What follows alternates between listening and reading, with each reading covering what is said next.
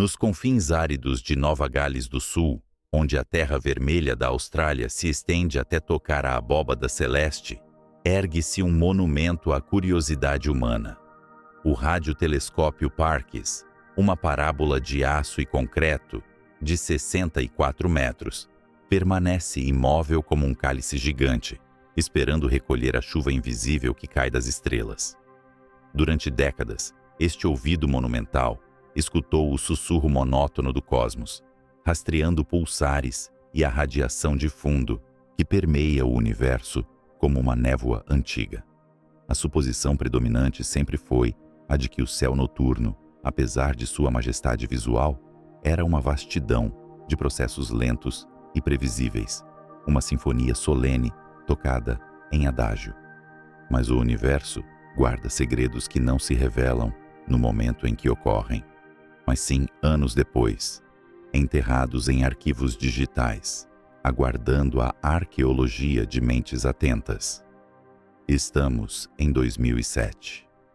Não estamos olhando para o céu, mas para uma tela de computador. David Lorimer e sua aluna Maura McLaughlin não procuram monstros. Eles estão engajados em uma tarefa mundana, peneirando dados arquivados recolhidos 6 anos antes, em 2001, quando o telescópio varria as nuvens de Magalhães em busca de pulsares comuns.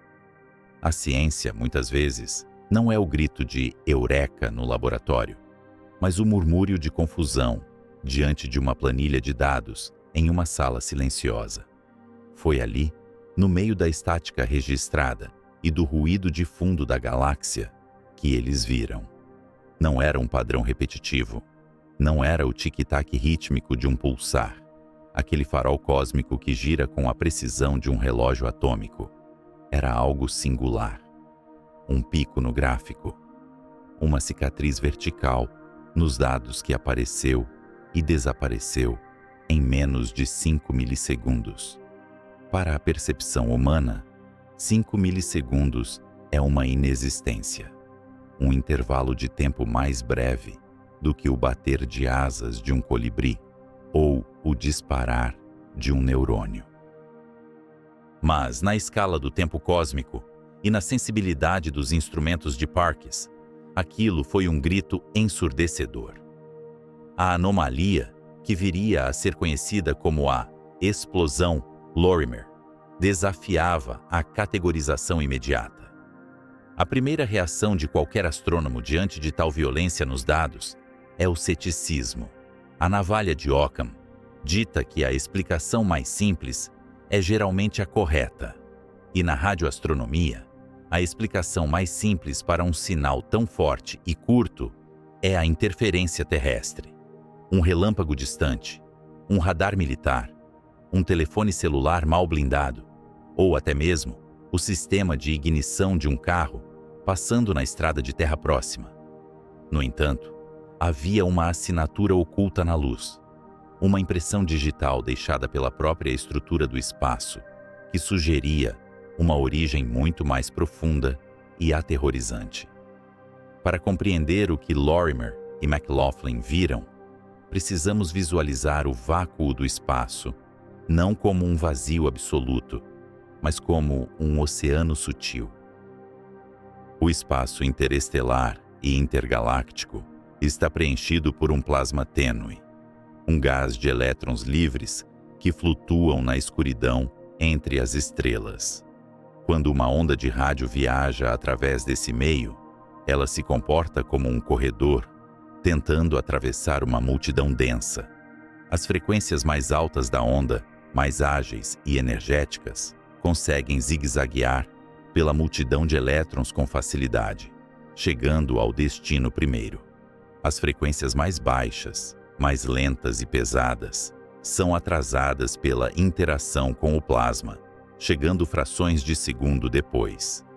Esse fenômeno é chamado de dispersão. É o prisma do tempo. Quanto mais longe o sinal viaja, mais espessa é a multidão de elétrons que ele deve atravessar, e maior é o atraso entre a chegada das frequências altas e baixas. É uma medida direta de distância, uma régua cósmica inscrita na própria física da onda. Quando Lorimer analisou a dispersão daquele sinal de 2001, a matemática devolveu um resultado impossível. O atraso era imenso.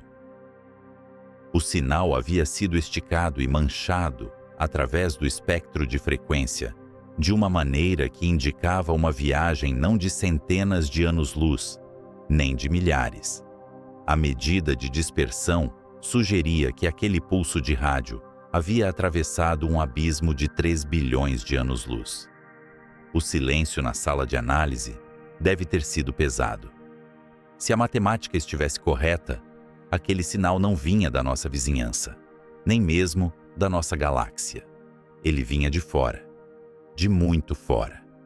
Ele havia nascido quando a vida na Terra era pouco mais que lodo unicelular, viajando pelo vazio intergaláctico, atravessando a teia cósmica, passando por aglomerados de galáxias e supernovas, apenas para colidir com o prato de metal na Austrália 6 anos antes de ser notado. E aqui reside o verdadeiro horror e a majestade da descoberta. A intensidade do sinal detectado em Parkes era forte, clara. Para que um sinal de rádio viaje 3 bilhões de anos-luz e ainda chegue à Terra com tal potência, a fonte original deve ter sido um evento de violência apocalíptica. Façamos as contas da catástrofe. A energia contida naquele único milissegundo de transmissão equivalia à energia que o nosso Sol leva 80 anos para produzir. Imagine o Sol, nossa fornalha termonuclear constante e doadora de vida, queimando dia e noite, século após século. Agora, pegue toda essa luz, todo esse calor, toda essa radiação emitida ao longo de uma vida humana inteira e comprima tudo em um estalar de dedos. Isso é uma rajada rápida de rádio. O universo, que pensávamos ser um mar calmo, pontuado por ilhas de luz estáveis, revelou-se subitamente como um campo de batalha, onde detonam minas invisíveis. O que poderia gerar tal poder? Na astrofísica conhecida, poucos motores são capazes de tal feito. Buracos negros supermassivos devorando estrelas inteiras, estrelas de nêutrons com campos magnéticos tão intensos que distorcem a forma dos átomos, conhecidas como magnetares, ou seria o colapso final de uma estrela massiva em um buraco negro, um grito de morte transmitido através do cosmos? A descoberta da explosão Lorimer lançou a comunidade científica em um estado de excitação febril e dúvida profunda. Era um único ponto de dados, um evento único. Na ciência, um evento único é anedótico, não é prova. Sem repetição, sem confirmação, o fantasma do erro instrumental pairava sobre a descoberta. Poderia o telescópio ter sofrido um espasmo eletrônico que, por puro acaso, imitou a curva de dispersão perfeita de um sinal extragaláctico? A dúvida era razoável, mas a implicação alternativa era inebriante. Se fosse real, significava que o universo estava cheio desses eventos. Se olhássemos para um pedaço minúsculo do céu, por apenas algumas horas, e encontrássemos um, a estatística sugeria que, a cada dia, milhares dessas explosões estariam ocorrendo em todo o céu, invisíveis aos nossos olhos, passando por nós como fantasmas de rádio, bombardeando a Terra de todas as direções. O céu não estava quieto. O céu estava gritando. Havia também, sussurrada nos corredores das conferências e nos cantos especulativos dos artigos acadêmicos, a hipótese que sempre acompanha o inexplicável. E se não fosse natural? A natureza tende a criar ruído, explosões sujas, espectros amplos e caóticos. Mas este sinal era focado, curto, incrivelmente brilhante. Para uma civilização avançada, capaz de manipular a energia de estrelas, um pulso de rádio de milissegundos seria a maneira mais eficiente de enviar um sinal através do universo. Como um farol girando na escuridão ou um pacote de dados comprimido, enviado através da fibra óptica do vácuo.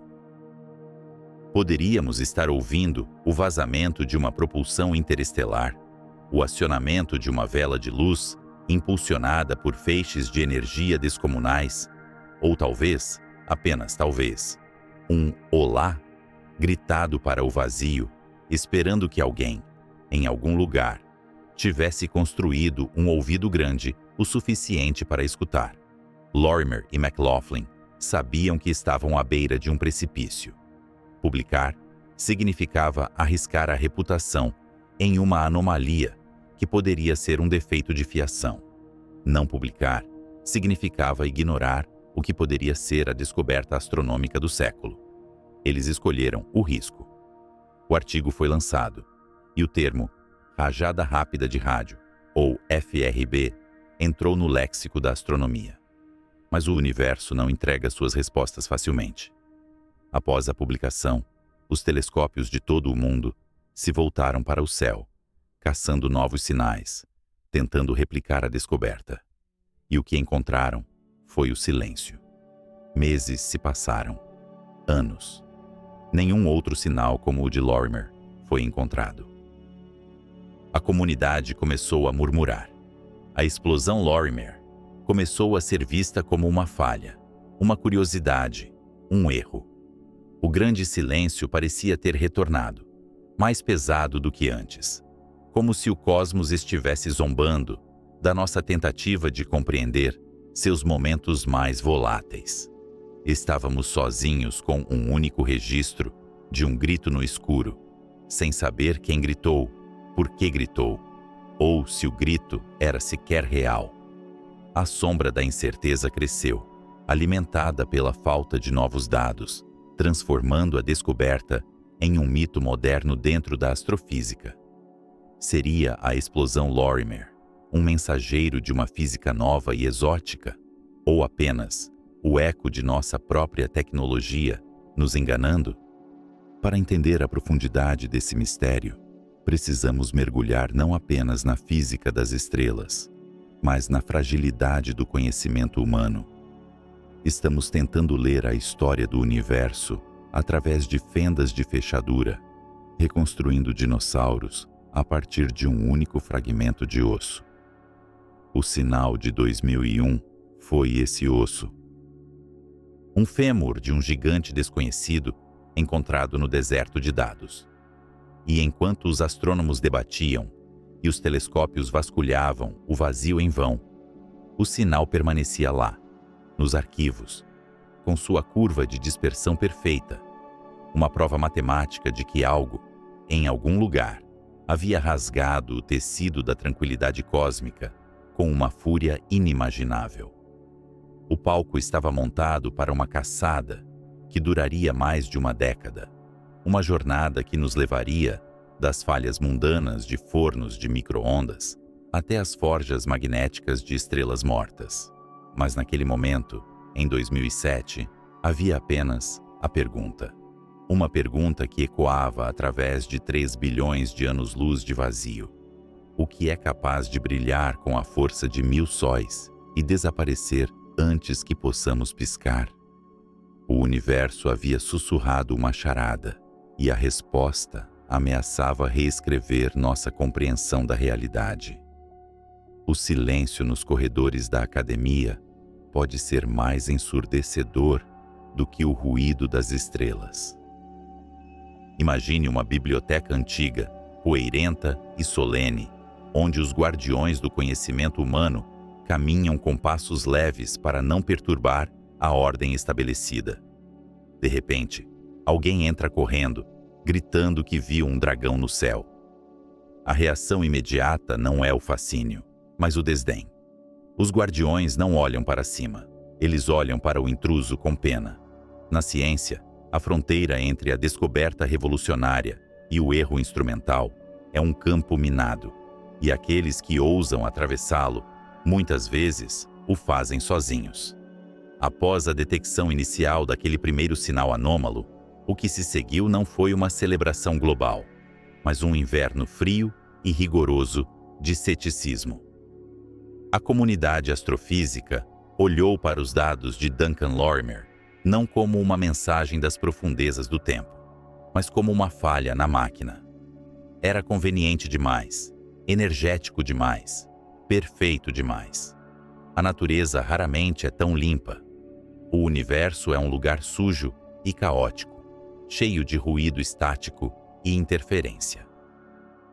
Um pulso tão distinto, brilhando com a intensidade de um farol no meio de um oceano escuro, parecia artificial. E se parecia artificial, a navalha de Occam ditava que a causa deveria ser humana.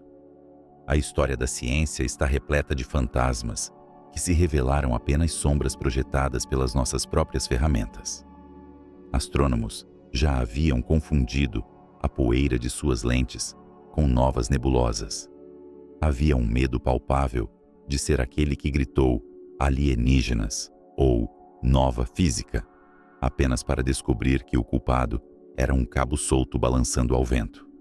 E então surgiram os Peritons, como as criaturas mitológicas que são híbridas de pássaro e cervo, projetando sombras falsas sobre a realidade. Esses sinais estranhos começaram a aparecer nos dados do Observatório de Parkes. Eles imitavam as características das rajadas rápidas de rádio com uma precisão zombeteira. Possuíam a dispersão, a varredura de frequências que indicava uma viagem longa, mas havia algo errado. Eles apareciam em horários estranhos. Agrupavam-se de maneiras que a aleatoriedade do cosmos não permitiria. Durante anos, esses sinais bastardos assombraram os pesquisadores. Eles se tornaram a arma principal dos céticos. Por que acreditaríamos que o universo está nos bombardeando com energias cataclísmicas de outras galáxias, quando o próprio telescópio parece estar alucinando? A credibilidade do fenômeno foi corroída. O que poderia ter sido a maior descoberta do século foi relegada às notas de rodapé, tratada como uma curiosidade técnica, uma anomalia de calibração que logo seria resolvida e esquecida. A resolução do mistério dos peritons, no entanto, não veio de uma equação complexa ou de uma nova teoria da gravidade quântica. Veio da hora do almoço. Em uma reviravolta que oscila entre a tragédia grega e a comédia burocrática, a fonte desses sinais misteriosos foi rastreada até a cozinha dos funcionários do observatório. Quando um astrônomo impaciente, faminto e cansado, após uma longa noite de vigília, abria a porta do forno de micro-ondas antes que o temporizador chegasse a zero, o magnetron do aparelho, em seu último suspiro de desligamento, emitia um pulso curto de radiação. Esse suspiro eletromagnético escapava pela porta entreaberta, vazava pelas paredes e era captado pelo gigantesco prato do telescópio lá fora, que, com sua sensibilidade capaz de ouvir o sussurro de estrelas moribundas, interpretava o aquecimento de uma lasanha como um evento cósmico. A revelação foi humilhante. O cosmos havia sido silenciado pelo apetite humano. A comunidade científica riu, mas foi um riso nervoso. Para muitos, isso foi o prego no caixão das rajadas rápidas de rádio. Se os Peritons eram micro-ondas, então o sinal original de Lorimer certamente era apenas outra forma de interferência terrestre. Talvez um radar militar, um satélite defeituoso ou um relâmpago atmosférico peculiar. Aqueles que ainda acreditavam na origem extragaláctica dos sinais foram isolados. Tornaram-se párias em conferências, sussurrando sobre monstros energéticos, enquanto seus colegas discutiam a física segura e conhecida das estrelas de nêutrons locais. A busca pela verdade tornou-se uma travessia solitária pelo deserto da indiferença acadêmica. É preciso uma coragem específica para olhar para um gráfico que todos dizem ser um erro e insistir que é um mapa do tesouro. Mas a verdade física tem uma persistência teimosa. Ela não se importa com a reputação dos cientistas ou com a vergonha dos fornos de micro-ondas. Ela permanece lá, esperando, imutável. A redenção exigia um novo olho. Um olho que não estivesse na Austrália, longe daquela cozinha específica, longe daquela atmosfera de dúvida. A redenção exigia o gigante de Porto Rico. O Observatório de Arecibo era, em si, uma maravilha da ambição humana. Uma taça de concreto e alumínio de 300 metros de diâmetro, incrustada na selva, ouvindo o céu com uma autoridade que poucos instrumentos possuíam. Se Parkes era um ouvido sensível, Arecibo era um amplificador colossal. Em 2012, os dados começaram a ser analisados com um novo fervor. A equipe, liderada agora por uma nova geração de astrofísicos que não carregavam o trauma do ridículo, encontrou algo. Era o sinal FRB 21102. Ao contrário dos fantasmas de Parkes, este sinal não seguia o horário de almoço dos funcionários. Ele não se correlacionava com atividades humanas. E, o mais crucial, ele foi detectado no hemisfério norte, por um telescópio com eletrônica e blindagem completamente diferentes. A hipótese da interferência local começou a desmoronar. Não podia ser um micro-ondas em Porto Rico e outro na Austrália, conspirando para enganar a humanidade com a mesma assinatura matemática precisa. A análise da dispersão deste novo sinal foi o golpe final no ceticismo. Imagine a luz viajando pelo vácuo, como um corredor em uma pista perfeita. Todas as frequências, todas as cores, chegam juntas.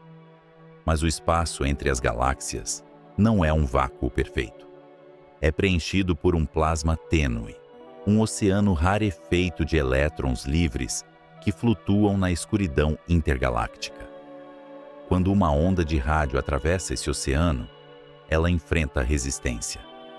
As frequências mais altas cortam as ondas como uma lancha rápida, enquanto as frequências mais baixas são retardadas, como um barco a remo lutando contra a correnteza. Essa diferença de tempo na chegada, esse atraso entre o agudo e o grave, é o carimbo no passaporte do sinal. É a medida da densidade da coluna de elétrons que ele atravessou. Os cálculos para o sinal de Arecibo mostravam uma densidade de elétrons que era impossível de explicar se a origem fosse a atmosfera da Terra. Era impossível se fosse da órbita terrestre. Era impossível até mesmo se fosse de dentro da nossa própria Via Láctea. A quantidade de matéria que o sinal atravessou indicava que ele havia viajado por bilhões de anos-luz. Ele havia deixado sua fonte quando a vida na Terra era pouco mais que lodo unicelular, cruzando o abismo silencioso entre ilhas de estrelas, intocado, até colidir com o prato de alumínio em Porto Rico. O silêncio da zombaria foi quebrado pelo estrondo da compreensão. Não estávamos ouvindo o ruído de nossas máquinas. Estávamos ouvindo o grito de algo aterrorizante acontecendo nas bordas do universo observável. A escala de energia necessária para enviar um pulso de rádio detectável a partir de tal distância desafiava a imaginação. Em 1 milissegundo, a fonte liberava mais energia do que o nosso Sol produz em um século inteiro. O que antes era motivo de piada nos corredores das universidades transformou-se instantaneamente no maior mistério da astrofísica moderna. A atmosfera mudou da noite para o dia. Onde antes havia escárnio, agora havia uma corrida frenética. Telescópios ao redor do globo, da China ao Canadá, da África do Sul aos Estados Unidos, viraram suas antenas para o céu, abandonando projetos antigos para se juntar à caçada. Não era mais uma questão de se, eles existiam. A questão agora era o que, em nome da física conhecida, poderia ser capaz de tal violência? O universo havia acabado de nos mostrar que nas suas sombras mais profundas Existem motores de destruição e criação operando em escalas que fazem nossas explosões nucleares parecerem estalos de dedos. A humanidade, que por um momento pensou estar olhando para o reflexo de seu próprio rosto no espelho, percebeu que a janela estava aberta o tempo todo. E algo lá fora, na escuridão incomensurável, estava olhando de volta, piscando com uma fúria que poderia esterilizar mundos. Agora que sabíamos que os sinais eram reais, que vinham de outras galáxias e que carregavam a marca de eventos cataclísmicos, restava a pergunta que manteria os astrônomos acordados nas noites seguintes. Seriam esses eventos o suspiro final de estrelas colapsando em buracos negros? Ou seria possível, apenas remotamente possível, que estivéssemos testemunhando uma tecnologia além da nossa compreensão operando nas estrelas? Imagine um corredor solitário em uma pista infinita e escura. Ele não corre sobre o solo, mas flutua através de um abismo que a mente humana tende a conceber como um vácuo absoluto. Durante séculos, olhamos para a escuridão entre as estrelas e assumimos que não havia nada ali, apenas o silêncio frio separando as ilhas de luz que chamamos de galáxias. Mas essa suposição era uma ilusão nascida da nossa própria cegueira. O espaço não é vazio. Ele é um oceano turbulento, preenchido por uma névoa tênue e eletricamente carregada, invisível aos nossos olhos e telescópios ópticos, mas palpável para aqueles que sabem como tocá-la. Quando uma rajada rápida de rádio explode na catástrofe violenta de uma magnetar distante ou no colapso de uma estrela exótica, ela lança um grito de energia eletromagnética no cosmos. Este grito não viaja como um monólito. Ele é composto por uma orquestra de frequências, desde as notas agudas e vibrantes até os tons graves e profundos. No instante do nascimento, na boca do cataclismo, todas essas frequências partem juntas, alinhadas na linha de partida, como atletas olímpicos aguardando o disparo de uma pistola. Se o universo fosse um vácuo perfeito, todos esses corredores de luz cruzariam a linha de chegada na Terra no exato mesmo nanosegundo, independentemente de terem viajado 1 metro ou 1 bilhão de anos-luz. Mas o universo respira. O espaço entre as galáxias, o vasto meio intergaláctico, está saturado com as cinzas do Big Bang. É uma sopa difusa de elétrons livres e prótons, remanescentes de eras passadas que nunca se condensaram em estrelas. Para um fóton viajando à velocidade da luz, esses elétrons solitários não são o nada, são obstáculos. Aqui reside a beleza da física de plasma, que transformou um mistério astronômico em uma ferramenta de pesagem cósmica. A luz interage com a matéria. Quando as ondas de rádio encontram esses elétrons livres, ocorre uma dança de resistência. Os elétrons, excitados pela passagem da onda, oscilam e criam uma sutil força de arrasto. No entanto, essa resistência não é democrática. As frequências mais altas, com sua energia frenética e comprimento de onda curto, conseguem cortar esse mar de elétrons com facilidade, como uma lancha rápida deslizando sobre a superfície da água. Elas perdem pouco tempo. Por outro lado, as frequências mais baixas, as ondas de rádio mais longas e lânguidas, sentem cada elétron em seu caminho. Elas são como um navio de carga pesado, navegando em um mar de melaço. A interação com o plasma as atrasa. Elas ficam para trás.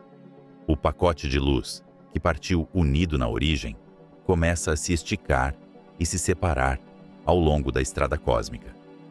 O que chega aos nossos radiotelescópios na Terra, bilhões de anos depois, não é mais um clique instantâneo e agudo. É um assobio descendente. Primeiro chegam as frequências altas, os velocistas que ignoraram os obstáculos. Milissegundos ou segundos depois, chegam as frequências baixas, exaustas e atrasadas pela viagem. Esse atraso na chegada, essa separação temporal das cores do rádio, é o que os astrofísicos chamam de medida de dispersão. Isaac Newton usou um prisma de vidro para separar a luz branca em um arco-íris espacial, espalhando as cores sobre a parede de seu laboratório. O universo faz algo ainda mais grandioso. Ele atua como um prisma temporal. Ele não espalha a luz no espaço, mas no tempo. E a magnitude desse atraso conta uma história épica sobre a distância percorrida. Imagine que você recebe uma carta molhada. Se a tinta estiver apenas levemente borrada, você sabe que ela viajou sob uma garoa leve ou por uma curta distância. Mas se o papel estiver encharcado, pesado e quase dissolvido, você sabe que ele atravessou uma tempestade. A medida de dispersão é a quantidade de água nessa carta. Se o sinal de rádio chega com um atraso mínimo entre as frequências altas e baixas, sabemos que a fonte está próxima, talvez dentro da nossa própria Via Láctea, onde a névoa de elétrons é conhecida e densa, mas a distância é curta. No entanto, quando os astrônomos analisaram as primeiras rajadas rápidas de rádio, como a lendária rajada Lorimer, eles viram algo que desafiava a lógica local. O atraso era imenso. A separação entre as frequências era tão pronunciada que a luz parecia ter atravessado mais elétrons do que existem em toda a nossa galáxia. Era como encontrar um corredor de maratona, coberto por uma poeira, que não existe em nenhum lugar do continente onde a corrida aconteceu. A única conclusão possível, a única verdade matemática que restava, era que esses sinais vinham de muito além. Eles eram viajantes de fora. Para acumular tal atraso, a luz teve que nadar através do abismo intergaláctico por bilhões de anos. Cada elétron que atrasou o sinal era um carimbo no passaporte do fóton, uma testemunha silenciosa da imensidão atravessada. De repente, as rajadas rápidas de rádio deixaram de ser apenas anomalias explosivas para se tornarem as sondas mais poderosas da cosmologia moderna. Elas se tornaram faróis acidentais, iluminando a estrutura invisível do cosmos. Isso resolveu um dos problemas mais embaraçosos da ciência moderna. Durante décadas, os cosmólogos enfrentaram uma crise contábil, conhecida como o problema da matéria bariônica perdida. Os modelos do Big Bang, baseados na radiação cósmica de fundo e na nucleossíntese primordial, previam com precisão quanta matéria normal deveria existir no universo. Por matéria normal, referimos-nos a baryons, os prótons e nêutrons que compõem estrelas, planetas e nós mesmos. Não estamos falando da misteriosa matéria escura, mas da matéria comum que deveria estar lá. No entanto, quando somávamos todas as estrelas visíveis, todo o gás brilhante nas nebulosas e toda a poeira nas galáxias, a conta não fechava. Encontrávamos apenas cerca de metade da matéria bariônica prevista. A outra metade estava desaparecida. Como se pode perder metade do universo físico? Os teóricos suspeitavam que essa matéria perdida estivesse escondida no meio intergaláctico, na forma de um gás difuso e morno, o meio intergaláctico quente-morno, organizado em filamentos tênues que conectam os aglomerados de galáxias como uma teia de aranha cósmica. Mas esse gás era frio demais para brilhar em raios-x e rarefeito demais para ser visto em luz visível. Ele era um fantasma onipresente, indetectável, até que as rajadas rápidas de rádio começaram a assobiar nos nossos ouvidos. Cada rajada que atravessa o cosmos age como uma vareta de medição mergulhada em um tanque de óleo. Ao medir o atraso exato entre as frequências, os astrônomos puderam calcular a densidade da coluna de elétrons que o sinal atravessou. É uma arqueologia instantânea do espaço vazio. Ao combinar a distância da galáxia hospedeira da rajada com a medida de dispersão, cientistas australianos, liderados por Jean-Pierre Macquart, conseguiram, pela primeira vez, pesar o espaço vazio. O resultado foi uma confirmação triunfante da teoria. A quantidade de matéria detectada pela dispersão dos sinais de rádio correspondia exatamente à massa que faltava nos censos cósmicos. Os bárions perdidos não haviam desaparecido. Eles estavam lá o tempo todo, flutuando na escuridão entre as ilhas galácticas, invisíveis, até que um flash de energia de uma estrela morta os iluminasse por 1 milissegundo. A relação entre a distância e a dispersão é agora conhecida como a relação de Macquart. É uma lei nova escrita no céu, uma régua que nos permite medir a distância de eventos celestes, apenas ouvindo o quão distorcido é o seu grito. O universo, que parecia desconectado e vazio, revela-se preenchido por uma substância contínua, uma atmosfera intergaláctica que une a nossa Via Láctea a Andrômeda e aos aglomerados distantes de Virgem e Coma. Nós não estamos isolados em um vácuo, estamos imersos em um oceano. E tal como os antigos marinheiros aprendiam a ler a profundidade da água pela cor e pelo movimento das ondas, aprendemos a ler a profundidade do universo pelo atraso da luz. O sinal de rádio carrega em si a memória de sua jornada. Ele lembra cada nuvem de gás que tocou, cada filamento da teia cósmica que atravessou.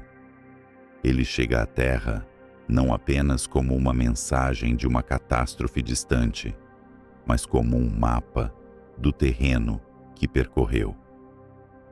Mas se a luz pode ser retardada, se o tempo de chegada pode ser manipulado pela densidade do meio, o que isso nos diz sobre a própria estrutura da realidade que observamos?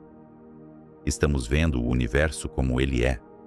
Ou estamos vendo uma imagem distorcida por lentes de plasma gigantescas, onde a posição e o tempo dos eventos são ilusões criadas pela névoa cósmica? Ao usarmos esses sinais para pesar o universo, descobrimos a matéria que nos compõe escondida nas profundezas. Mas ao fazer isso, abrimos uma porta para perguntas ainda mais inquietantes. Se o meio intergaláctico é capaz de alterar a luz dessa maneira, que outros segredos ele pode estar mascarando ou, talvez, magnificando? O prisma temporal das rajadas rápidas de rádio nos mostrou onde está a matéria, mas ainda não nos disse o que gera a luz. A ferramenta foi compreendida. O peso da balança foi calibrado. Mas a mão que colocou o peso no prato, a origem violenta que lança esses corredores na pista de obstáculos, permanece envolta em sombras magnéticas. A luz viaja, se dispersa e nos conta sobre a estrada. Mas o que ela nos diz sobre o seu ponto de partida, aquele motor impossível, capaz de gritar mais alto que uma galáxia inteira?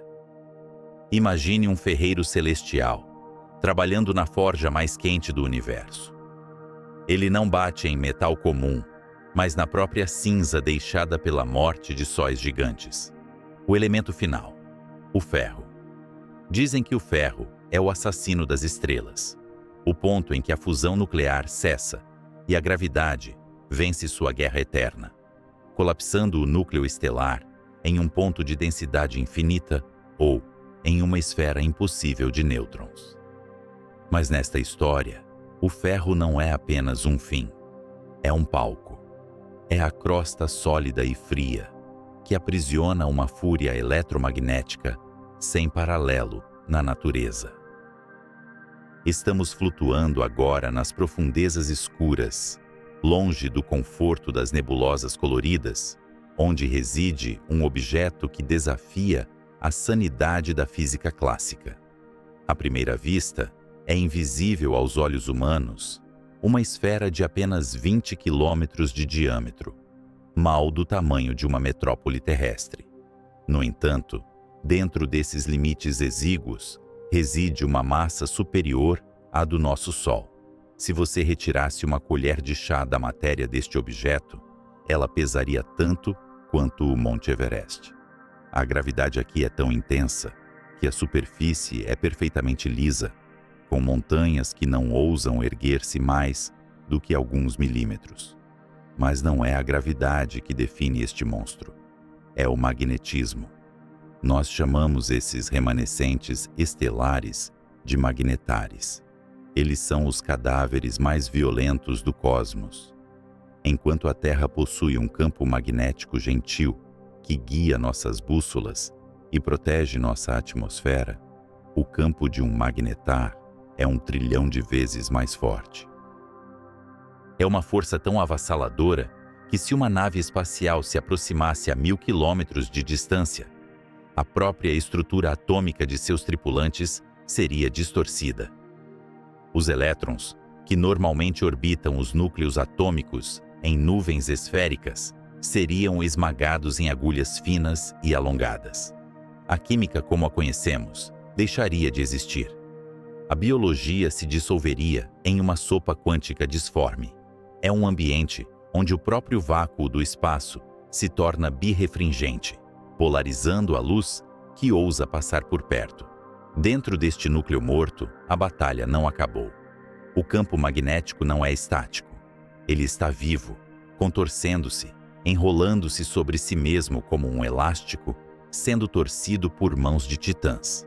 O interior fluido da estrela, um mar de nêutrons e leptons, supercondutores, gira e arrasta essas linhas de campo, criando uma tensão insuportável. E acima desse oceano turbulento, repousa a crosta, uma camada sólida, cristalina, composta por uma rede de íons de ferro e elétrons degenerados. É o material mais duro do universo conhecido, bilhões de vezes mais resistente que o aço.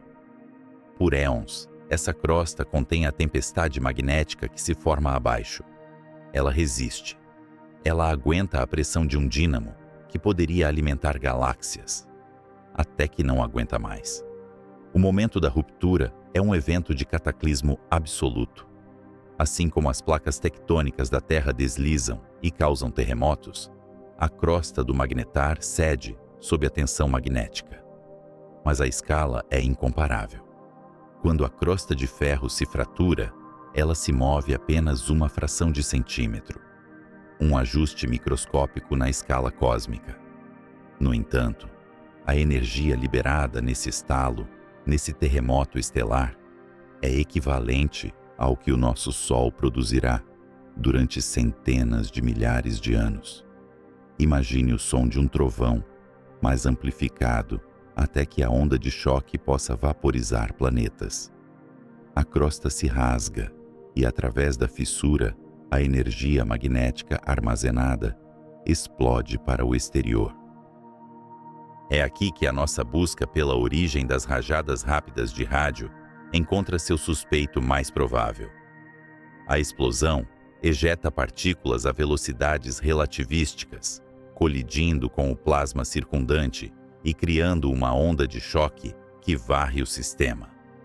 O que acontece a seguir é um milagre da coerência. Na física da luz, a diferença entre uma lâmpada comum e um laser é a organização. Uma lâmpada emite fótons em desordem, como uma multidão correndo em todas as direções. Um laser é um exército marchando em uníssono. O choque magnético produzido pelo magnetar age como esse organizador supremo.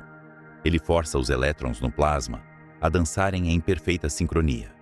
Eles se movem juntos, giram juntos e, crucialmente, gritam juntos. Essa emissão coletiva gera um pulso de rádio de intensidade inimaginável. Não é apenas um ruído, é um feixe focado, um farol transitório que corta a escuridão perpétua do espaço intergaláctico. É um flash de coerência tão brilhante que pode ser visto através do abismo de bilhões de anos-luz, ofuscando temporariamente a luz combinada de todas as estrelas de sua galáxia hospedeira. Durante décadas, isso foi apenas teoria. Uma bela equação, desenhada em quadros negros por astrofísicos que sonhavam com o impossível. Nós olhávamos para o céu profundo e víamos esses flashes, mas não tínhamos a arma fumegante. Precisávamos ver o assassino puxar o gatilho em nosso próprio quintal. A história mudou em um dia aparentemente comum de abril de 2020. Os radiotelescópios na Terra e satélites em órbita detectaram algo vindo da direção da constelação de Vulpecula, a Raposa. Não vinha de uma galáxia distante e sem nome. Vinha de dentro da Via Láctea, a meros 30.000 anos-luz de casa. A fonte era um magnetar conhecido, catalogado com a designação clínica de SGR, 1935-154. Ele havia despertado. O magnetar sofreu um espasmo, um terremoto estelar, e lançou uma rajada de raios-x violenta. Mas acompanhando essa fúria de alta energia, os telescópios captaram algo mais. Um pulso de rádio de milissegundos. Foi uma rajada rápida de rádio, a primeira detectada dentro da nossa própria galáxia. Se esse evento tivesse ocorrido na galáxia de Andrômeda, nossos instrumentos teriam registrado exatamente o tipo de sinal misterioso que vínhamos caçando há anos. Foi a pedra de Rosetta que precisávamos. A conexão estava feita. Aqueles sinais fantasmagóricos que atravessam o vasto oceano do tempo, aqueles bips solitários que nos faziam questionar se não estaríamos ouvindo o sussurro de civilizações alienígenas ou o colapso de buracos negros primordiais, podiam muito bem ser os gritos de agonia de estrelas mortas. Visualizemos a jornada desse sinal. Ele nasce no caos do magnetar, uma onda de choque de pura eletricidade e magnetismo. Ele escapa da gravidade esmagadora da estrela de nêutrons, deixando para trás a crosta de ferro fraturada que lentamente começa a cicatrizar, preparando-se para o próximo ciclo de violência. O pulso viaja através do remanescente da supernova, a nuvem de gás brilhante que foi, um dia, as camadas externas da estrela viva. Ele entra no vazio. O meio interestelar, rarefeito e frio, tenta dispersá-lo, atrasando as frequências mais baixas, esticando o sinal como um acordeão. Mas o pulso é forte. Ele deixa sua galáxia natal e mergulha no abismo intergaláctico. Ele viaja enquanto na Terra os dinossauros nascem e morrem. Ele viaja enquanto os continentes se separam. Ele viaja enquanto a humanidade desce das árvores, aprende a dominar o fogo e, finalmente, constrói antenas de metal voltadas para o céu. E então, em 1 milissegundo, ele chega. Uma onda minúscula induz uma corrente elétrica fraca em um prato de metal no deserto. Um computador registra o pico. Um astrônomo derrama seu café. O que é fascinante sobre os magnetares não é apenas a sua violência, mas a sua beleza trágica. Eles são efêmeros. O campo magnético que alimenta essas explosões é um recurso finito. A cada terremoto, a cada erupção de raios gama e rádio, o magnetar gasta um pouco de sua alma magnética. Ele decai. Em cerca de 10.000 anos, um piscar de olhos no tempo cósmico, o campo se dissipará. A estrela se acalmará. O farol se apagará. O magnetar se tornará apenas mais uma estrela de nêutrons comum, um túmulo silencioso e escuro, vagando pelo cosmos, indetectável, guardando para sempre o segredo de sua antiga glória. Isso nos leva a uma consideração perturbadora sobre o universo que observamos. Se as rajadas rápidas de rádio são de fato o canto do cisne desses monstros magnéticos, então o céu está cheio deles. Para detectarmos tantos eventos, vindo de todas as direções, deve haver um exército de magnetares nascendo e morrendo a cada momento em todo o universo observável. É uma tempestade perpétua de destruição e criação. Mas será que o mistério está completamente resolvido? A ciência raramente é tão gentil. O magnetar explica muito.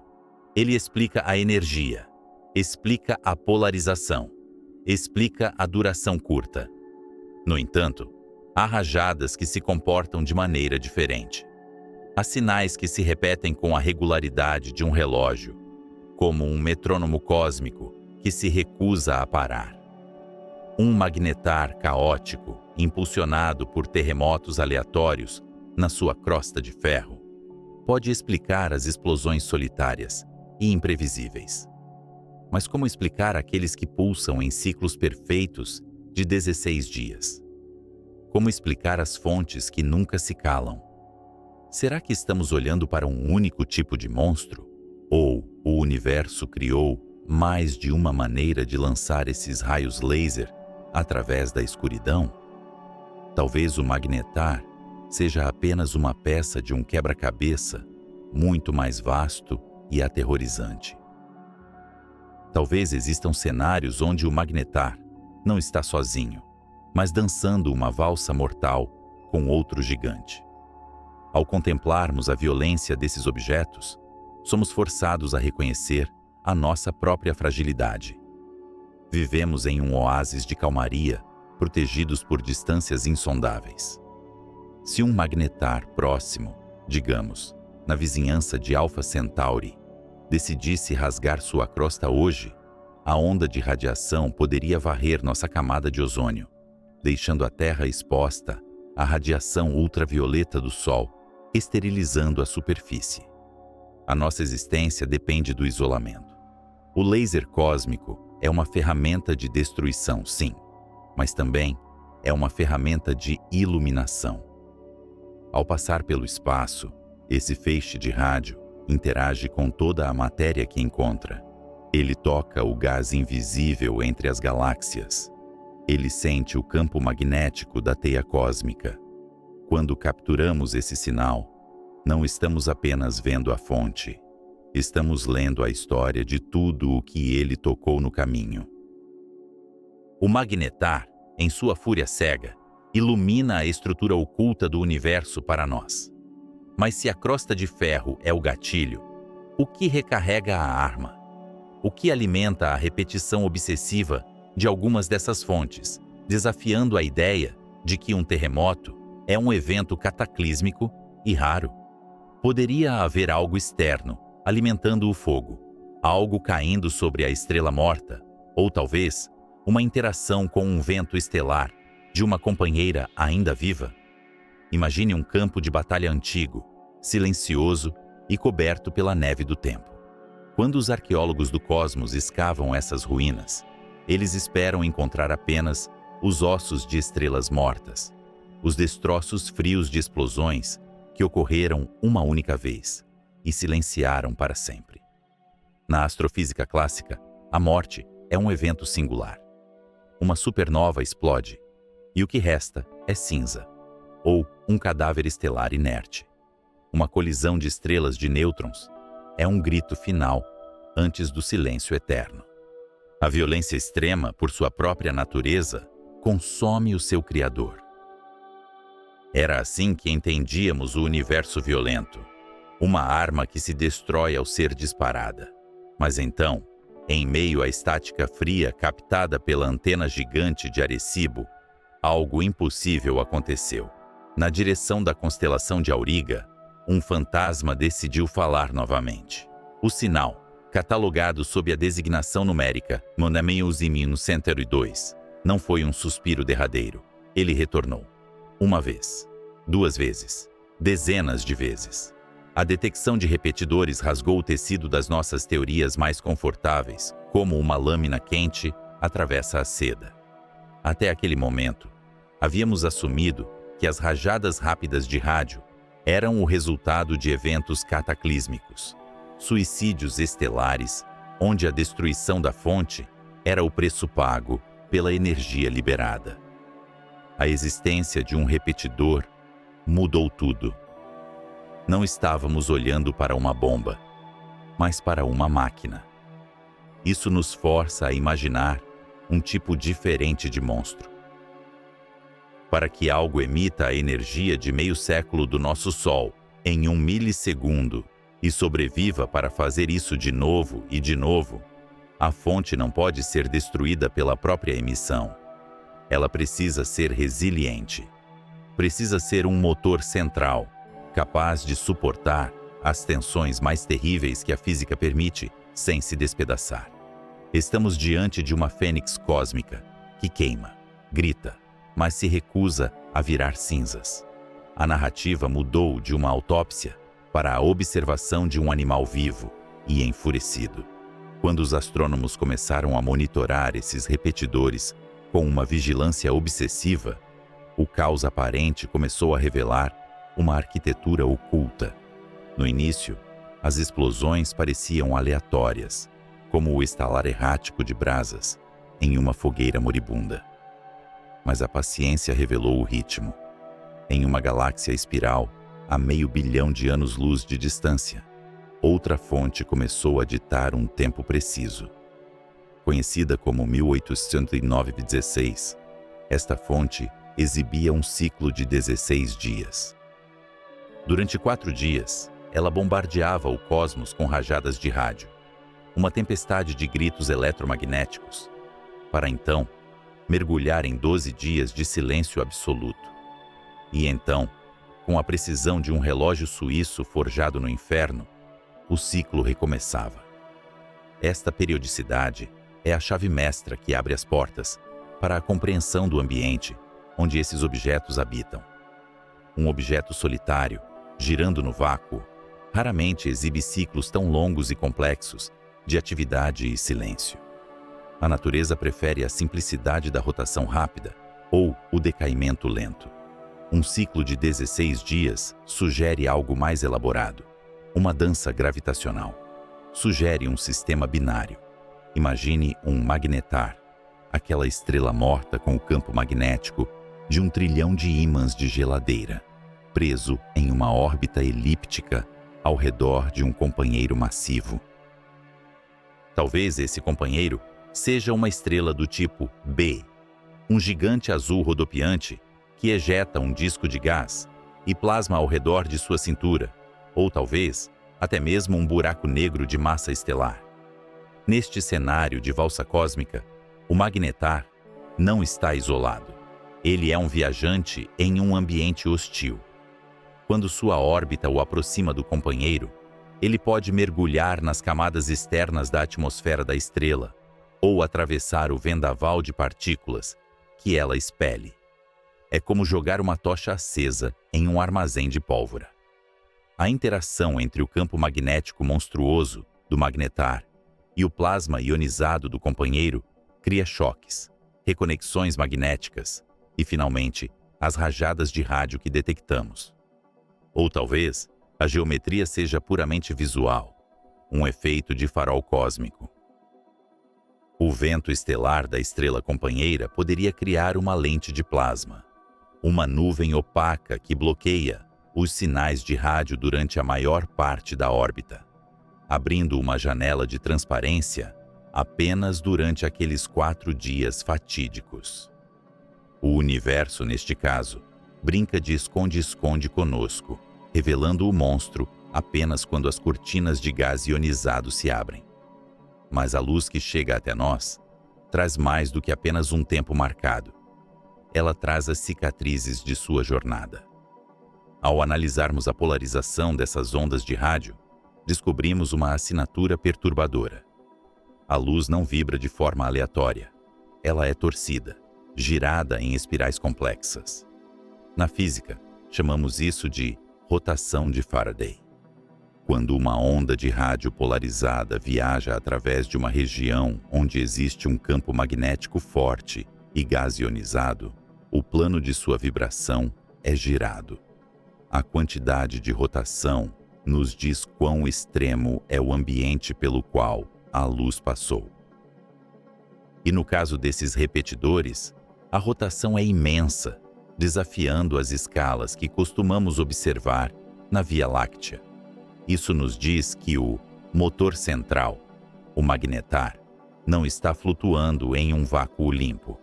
Ele está envolto em um casulo denso e turbulento. Imagine uma nebulosa, não de poeira serena, mas de plasma fervente, magnetizado e retorcido. É um ambiente onde o próprio vácuo parece ter peso, carregado de elétrons relativísticos, movendo-se quase à velocidade da luz. Algumas dessas fontes mostram níveis de rotação tão altos que só encontramos paralelos nas vizinhanças imediatas de buracos negros supermassivos, como o Sagitário A-Paz, no centro da nossa própria galáxia. Isso levanta uma possibilidade aterrorizante e majestosa. Esses magnetares podem ser os súditos de reis tiranos, orbitando perigosamente perto dos monstros gravitacionais que ancoram as galáxias. Neste cenário, o repetidor é um pequeno barco navegando em um mar tempestuoso, onde as ondas são feitas de espaço-tempo distorcido e campos magnéticos capazes de arrancar os átomos do seu corpo. A torção da luz é o testemunho da batalha que o sinal travou para escapar daquele abismo. A descoberta da periodicidade e da polarização extrema transformou as rajadas rápidas de rádio de meras curiosidades explosivas em sondas de ambientes extremos. Elas são lanternas que iluminam os cantos mais escuros e violentos do universo, lugares onde a matéria bariônica é torturada até revelar seus segredos mais íntimos. Não estamos mais olhando apenas para a fonte, estamos olhando para o ecossistema da catástrofe. O magnetar que gera o sinal é apenas o coração pulsante. Ao redor dele existe um corpo de gás, campos e radiação que respira e muda. Em alguns casos, a rotação de Faraday varia drasticamente em questão de meses, sugerindo que este ambiente é dinâmico, caótico, como uma tempestade que nunca termina.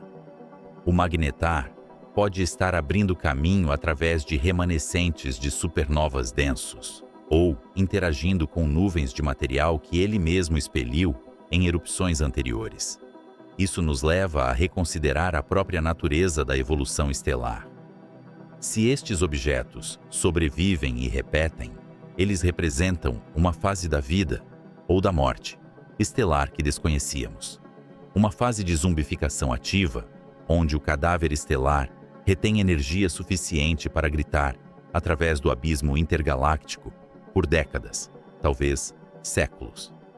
A distinção entre repetidores e fontes únicas começa a se tornar o grande divisor de águas neste mistério. Seriam eles duas classes completamente diferentes de objetos? Ou será que todas as rajadas rápidas de rádio são repetidoras e nós apenas não tivemos paciência suficiente ou sensibilidade suficiente para ouvir o segundo sussurro das outras? Talvez os eventos únicos sejam apenas repetidores com ciclos de 1000 anos, ou vulcões que dormem por eras antes de entrar em erupção novamente. A ideia de que o universo está cheio desses motores ocultos, ticando em silêncio no escuro, esperando o momento certo no seu ciclo orbital ou magnético para disparar, adiciona uma camada de complexidade temporal ao céu noturno. O céu não é estático. Ele é uma sinfonia polirrítmica, onde cada instrumento toca em uma escala de tempo diferente, desde os milissegundos do disparo até os meses de silêncio orbital. À medida que descascamos essas camadas, percebemos que a repetição não é apenas uma redundância, é a prova de estrutura. É a prova de que o caos aparente do universo de alta energia é governado por leis determinísticas, por órbitas keplerianas e por eletrodinâmica clássica, mas levadas a extremos tão grotescos que parecem magia. O sinal viaja bilhões de anos-luz, atravessando o vazio intergaláctico, carregando a impressão digital de seu nascimento violento e a torção magnética de seu berço infernal. Ele chega aos nossos telescópios não como um ruído, mas como uma mensagem codificada sobre a resistência da matéria diante da fúria da energia. Mas se estes motores sobrevivem, se eles persistem e dançam com parceiros estelares ou buracos negros, qual é o destino final dessa energia? O que acontece quando o ciclo se quebra? Quando a órbita decai? Ou quando o magnetar finalmente esgota sua reserva magnética? A repetição implica uma história, e toda história caminha para um desfecho, ainda que ele nos escape. Estamos ouvindo o batimento cardíaco de imortais, ou apenas o estertor prolongado de deuses que se recusam a morrer? Imagine um cartógrafo solitário no século XV, debruçado sobre pergaminhos amarelados, à luz de uma vela tremeluzente. Ele desenha linhas costeiras baseadas em rumores de marinheiros e fragmentos de lendas, deixando vastos espaços em branco marcados apenas pela presença de monstros marinhos imaginários. O mundo era um mistério fragmentado, conhecido apenas por aquilo que podíamos tocar ou ver diretamente do convés de um navio de madeira. Durante décadas, a nossa compreensão do universo de alta energia assemelhou-se a este mapa incompleto. Éramos como aquele cartógrafo, esperando pacientemente que uma única mensagem numa garrafa chegasse à praia, trazendo notícias de tempestades distantes. Mas então, a vela foi substituída por um holofote e o pergaminho por um sistema de vigilância global. No Vale de Okanagan, na Colômbia Britânica, repousa uma estrutura que desafia a estética tradicional da astronomia. Não há cúpulas brancas brilhantes, nem espelhos gigantescos voltados para um ponto fixo na escuridão. Em vez disso, 4 cilindros metálicos de 100 metros de comprimento, semelhantes a pistas de skate abandonadas por gigantes, jazem imóveis sob o céu canadense. Este é o CHIME, o experimento canadense de mapeamento de intensidade de hidrogênio. Ele não persegue as estrelas. Ele espera. Ele usa a rotação da Terra para varrer o céu, engolindo dados com uma voracidade que nenhum olho humano poderia acompanhar. Onde os telescópios do passado olhavam para o universo através de um canudo, focando num minúsculo fragmento de realidade de cada vez, o CHIME abre bem os olhos, observando uma vasta faixa do firmamento simultaneamente. A mudança foi sísmica. O que antes era uma caçada agonizante por um único flash de rádio a cada poucos anos, transformou-se, quase da noite para o dia, numa colheita abundante. A escassez deu lugar ao dilúvio. O silêncio do cosmos foi subitamente preenchido por uma cacofonia de estalos e sussurros energéticos. Estamos a testemunhar a democratização do cataclismo. O time começou a detectar não dezenas, mas milhares de rajadas rápidas de rádio. O céu, que parecia um lago plácido e escuro, revelou-se sob esta nova visão como uma superfície fervilhante sob uma chuva torrencial. Cada gota é uma explosão com a energia de sóis inteiros, ocorrendo em galáxias tão distantes que a luz que vemos hoje partiu quando a Terra ainda era um deserto biológico. Este dilúvio de dados forçou-nos a reescrever os nossos catálogos em tempo real. Já não estamos a olhar para anomalias isoladas, mas para o pulso cardíaco regular e violento do universo. No entanto, a verdadeira revolução não reside apenas na contagem destes eventos, mas na utilidade sublime da sua luz. Cada rajada que viaja através do abismo intergaláctico atua como um feixe de laser num laboratório escuro, iluminando a poeira que flutua no ar. O universo, na sua vasta maioria, não é composto pelas estrelas brilhantes e galáxias espirais que adornam as capas das revistas de astronomia. A maior parte da matéria normal, os bárions que compõem tudo o que conhecemos, reside numa teia tênue e difusa de gás ionizado que se estende entre as galáxias, invisível aos telescópios ópticos. Durante décadas, os astrônomos depararam-se com um problema contábil cósmico. Ao somarmos toda a matéria visível nas estrelas e nebulosas, a conta não fechava. Faltava metade da matéria bariônica prevista pelo Big Bang. Ela estava escondida na escuridão, demasiado fria para brilhar como uma estrela, demasiado quente para colapsar em planetas, flutuando no vazio como uma névoa fantasmagórica. As rajadas rápidas de rádio tornaram-se a nossa ferramenta de pesagem cósmica. À medida que o sinal de rádio atravessa esta teia invisível, ele interage com os elétrons livres que povoam o espaço intergaláctico. Cada encontro com um elétron atrasa ligeiramente as frequências mais baixas do sinal, esticando o pulso no tempo. Ao medirmos este atraso com precisão de nanosegundos, podemos contar, efetivamente, quantos elétrons o sinal encontrou na sua jornada de bilhões de anos-luz. É como se estivéssemos a deduzir a densidade de um nevoeiro, medindo o atraso de um farol distante. De repente, a teia cósmica acendeu-se nos nossos mapas de dados. Onde antes víamos vazio, agora percebemos os filamentos colossais que conectam aglomerados de galáxias, as autoestradas de matéria ao longo das quais o universo se estrutura. As rajadas rápidas de rádio permitiram-nos encontrar a matéria perdida do universo, resolvendo um dos maiores mistérios da cosmologia moderna, sem nunca precisarmos de ver o gás diretamente. Mas o time é apenas o arauto de uma era ainda mais grandiosa. Nos desertos silenciosos da Austrália Ocidental e nas planícies áridas do Karoo, na África do Sul, está a ser forjada a maior máquina científica alguma vez concebida pela humanidade. O Square Kilometre Array, ou SKA, não será apenas um telescópio, mas um organismo cibernético espalhado por continentes, composto por centenas de milhares de antenas ligadas por uma infraestrutura de fibra óptica capaz de transmitir mais dados num dia do que toda a internet global num ano.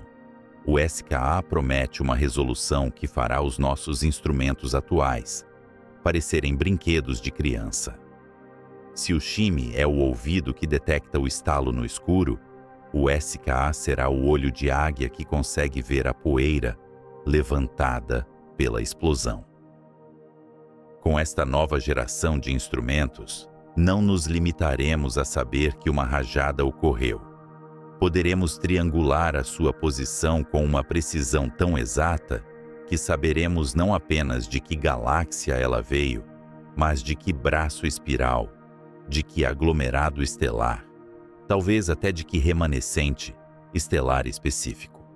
Esta precisão transformará as rajadas rápidas de rádio na ferramenta definitiva para a cosmologia. Ao mapearmos milhares e eventualmente milhões destes eventos, construiremos uma tomografia tridimensional do universo.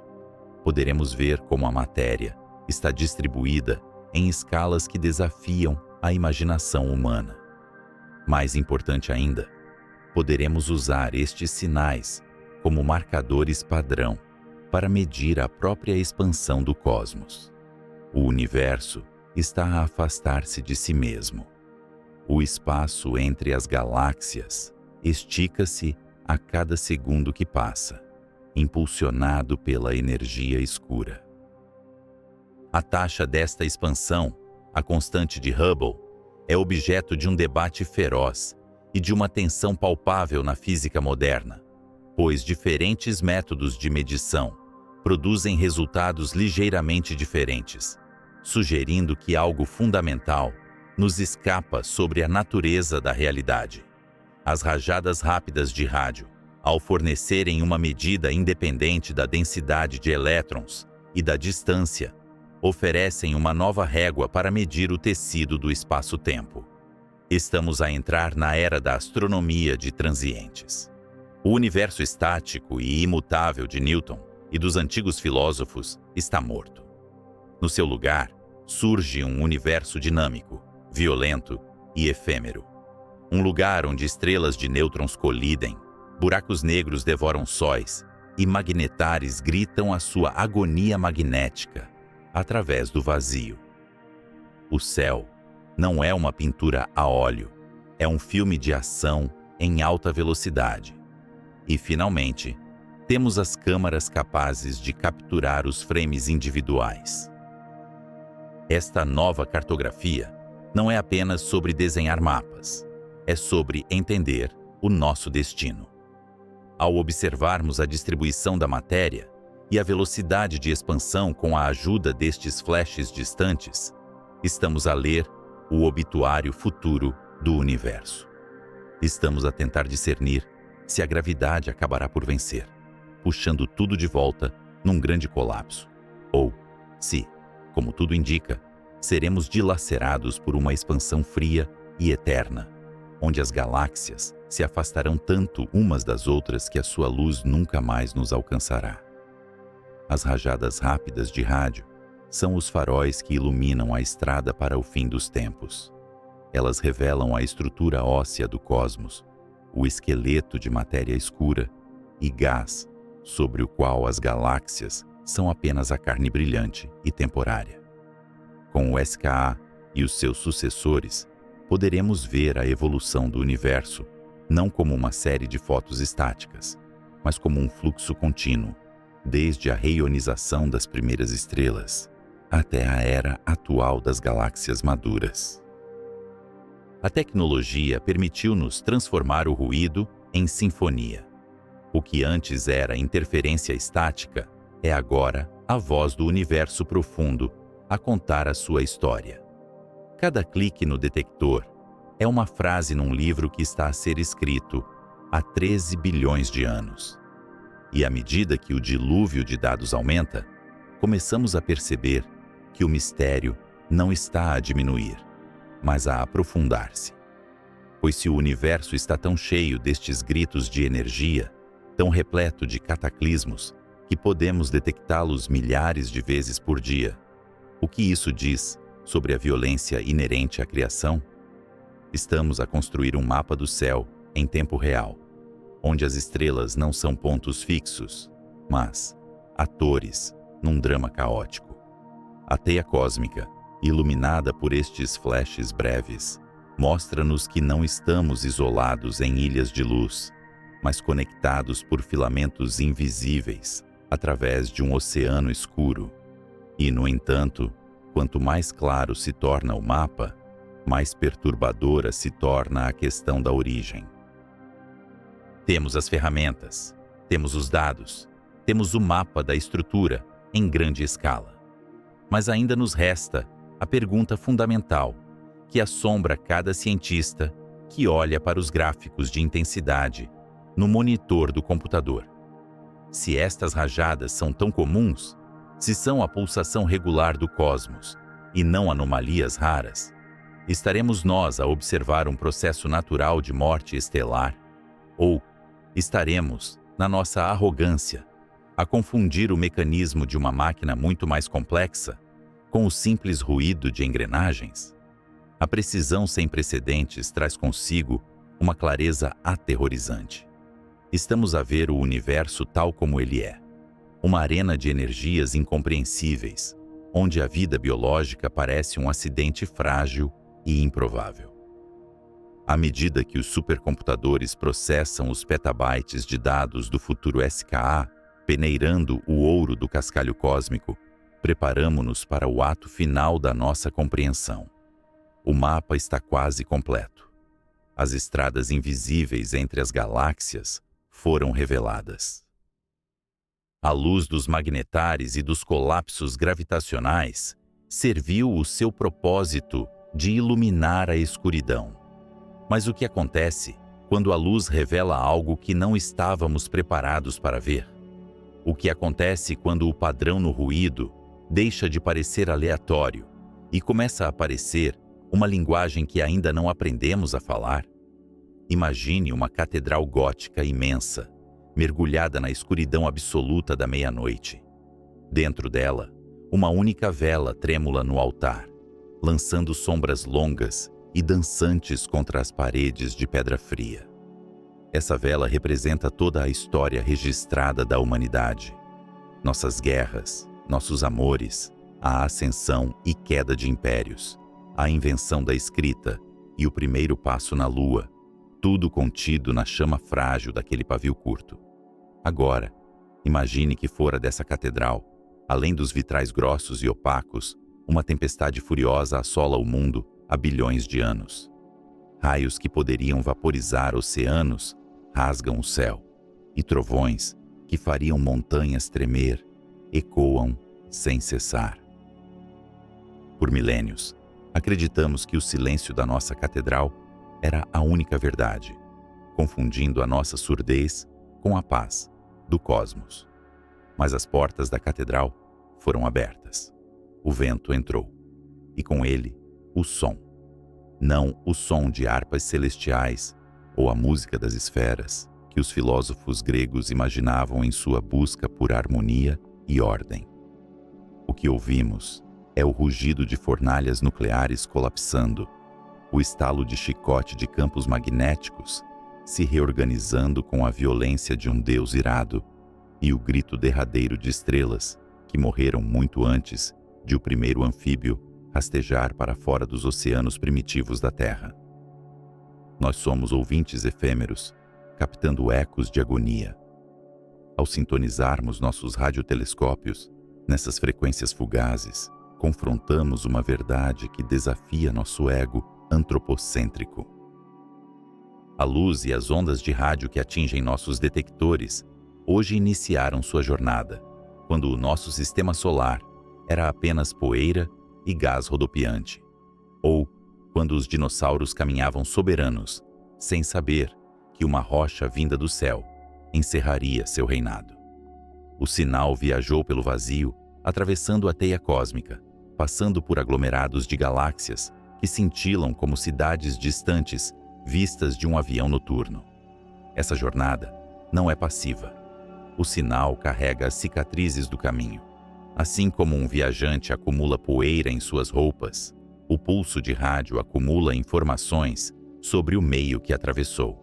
Ele foi esticado pela expansão implacável do universo, transformando sua voz original em um sussurro grave e profundo.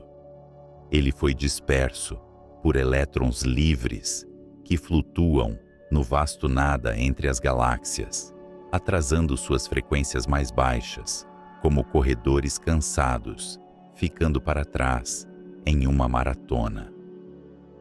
Cada milissegundo de atraso na chegada desse sinal é um mapa topográfico do invisível, revelando a densidade da matéria que reside nos abismos intergalácticos. Mas o que esse viajante nos conta sobre sua origem? Ele nos fala de um universo onde a violência não é uma anomalia, mas a engrenagem essencial. Na Terra, associamos destruição ao fim, a perda e a tragédia. No cosmos, a destruição é o motor da dinâmica. Para que o ouro em nossos anéis e o ferro em nosso sangue existissem, estrelas tiveram que morrer em explosões cataclísmicas. As rajadas rápidas de rádio são os arautos desses processos extremos. Elas são os faróis que varrem a escuridão, sinalizando onde a matéria está sendo torturada até seus limites absolutos. Pense na crosta de um magnetar, aquela estrela de nêutrons ultradensa, como a superfície de um lago congelado sob tensão imensa. Quando a tensão se torna insuportável, o gelo racha com um estrondo que ecoa por todo o vale. No caso do magnetar, o estalo libera em uma fração de segundo mais energia do que o nosso Sol emitirá em um século inteiro. Essa energia, convertida instantaneamente em radiação, é lançada no espaço como um grito primordial. É um evento de terror inimaginável, Se estivéssemos próximos, capaz de desmagnetizar cada cartão de crédito na Terra a meia galáxia de distância e esterilizar qualquer biosfera azarada o suficiente para estar em sua linha de visão. No entanto, para nós, protegidos pela distância incomensurável, chega apenas um bip, um clique sutil nos dados de um computador. A ironia dessa escala é o cerne da nossa nova compreensão astrofísica. O que é um apocalipse local torna-se, através da lente de bilhões de anos-luz, apenas uma curiosidade estatística para os astrônomos. Mas essa curiosidade revela a textura do espaço-tempo. Ela nos mostra que o vácuo não é vazio. Ele ferve com campos, partículas virtuais e a radiação remanescente do Big Bang. O sinal de rádio precisa navegar por esse mar turbulento, sendo desviado por lentes gravitacionais, distorcido por plasmas magnetizados e absorvido por nuvens de gás frio. Ao estudarmos esses sinais, estamos fazendo arqueologia da luz. Estamos escavando as camadas de tempo.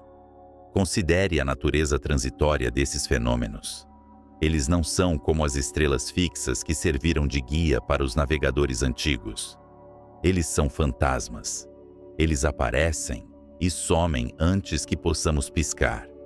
Isso nos forçou a mudar a maneira como olhamos para o céu.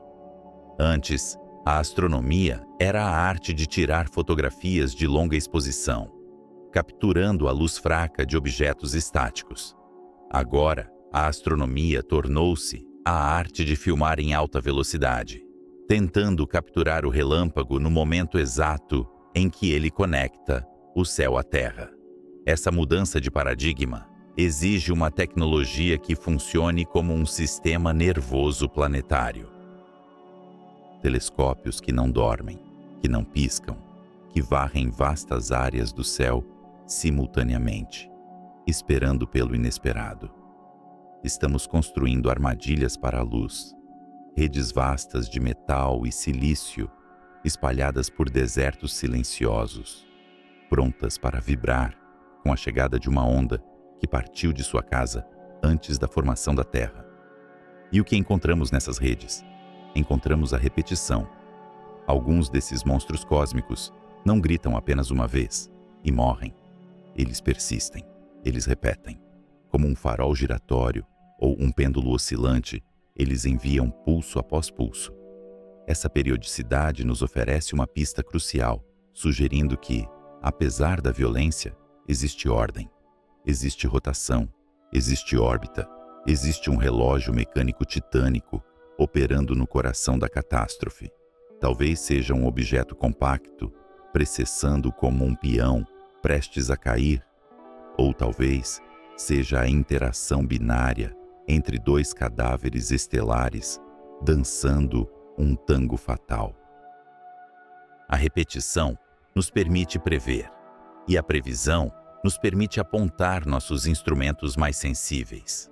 Quando o fazemos, descobre-se que a polarização da luz desses sinais é torcida e retorcida, girando à medida que viaja. Isso nos diz que o sinal passou por ambientes magnéticos extremos, lugares onde as linhas de campo são tão densas que a própria luz tem dificuldade em manter sua orientação.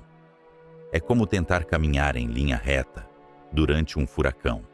A força do ambiente dita a trajetória. Essa torção, conhecida como rotação de Faraday, é a assinatura deixada pelo ambiente local da fonte. Ela nos sussurra que o berço dessas rajadas não é um lugar de paz. É um berçário turbulento, talvez o remanescente de uma supernova recente, ainda brilhando com o calor da explosão, ou a vizinhança caótica de um buraco negro supermassivo, onde o gás gira em velocidades relativísticas antes de ser devorado pela singularidade. A vastidão do tempo e espaço nos lembra que eventos de violência inimaginável são a engrenagem necessária para a dinâmica de um universo vivo e em constante mutação. Sem a morte explosiva das primeiras estrelas, o universo seria um lugar estéril, de hidrogênio e hélio, incapaz de formar planetas rochosos ou moléculas complexas. Sem as ondas de choque que comprimem nuvens de gás, novas estrelas não nasceriam. A violência é criativa, o caos é fértil. Nós, em nossa pequena rocha azul, somos o resultado indireto dessa turbulência. O ferro em nosso sangue foi forjado no núcleo de uma estrela que explodiu. O cálcio em nossos ossos veio da agonia de outra. Somos, literalmente, poeira de estrelas que ganhou consciência e agora olha para cima, tentando entender o processo que a criou. As rajadas rápidas de rádio são lembretes de que esse processo não acabou. O universo ainda está cozinhando, ainda está forjando, ainda está gritando.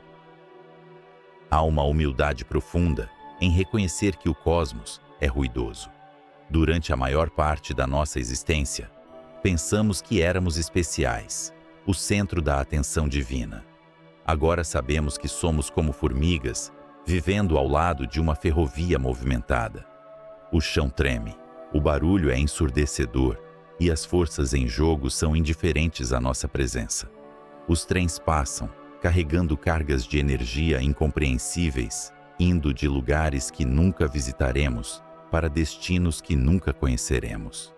Nossa tecnologia apenas começou a sintonizar a antiga e complexa sinfonia do espaço profundo. Cada nova antena, cada novo algoritmo de processamento de dados é como adicionar uma nova corda a um violino, permitindo-nos ouvir notas que antes eram inaudíveis. Estamos começando a perceber padrões no ruído, harmonias no caos. Talvez, em algum lugar na vastidão, existam outros ouvintes, outras civilizações efêmeras apontando suas antenas para o céu, perguntando-se o que são esses estalos breves e violentos. Talvez eles também sintam o mesmo medo reverente diante da potência do universo. Ou talvez eles já tenham decifrado a mensagem e saibam que esses sinais são mais do que apenas astrofísica. São os batimentos cardíacos de um organismo cósmico muito maior e mais estranho do que podemos conceber. Olhamos para o abismo e o abismo grita de volta com a voz de 1000 sóis moribundos. Não é um grito de aviso, nem um grito de saudação. É simplesmente o som da existência, acontecendo em sua escala mais grandiosa e terrível. A pergunta que permanece, enquanto a vela na nossa catedral imaginária queima até o fim, não é apenas de onde vêm esses sinais, mas o que sua existência diz sobre o nosso futuro. Se o universo é um lugar de cataclismos inevitáveis, de magnetares que racham e buracos negros que devoram, qual é a esperança de permanência para nós? A resposta reside na própria detecção. O fato de que podemos ouvir, medir e entender esses eventos é a nossa vitória. Somos a parte do universo que despertou para ouvir a si mesma. E enquanto houver ouvidos para ouvir e mentes para maravilhar-se, a sinfonia continuará, ecoando através dos éons, uma canção de fogo e gravidade que nunca precisa de um final, apenas de um ouvinte corajoso o suficiente para enfrentar a música. No silêncio aparente da noite, quando você olhar para as estrelas, lembre-se de que o céu não está dormindo. Ele está rugindo. E nós estamos finalmente começando a escutar.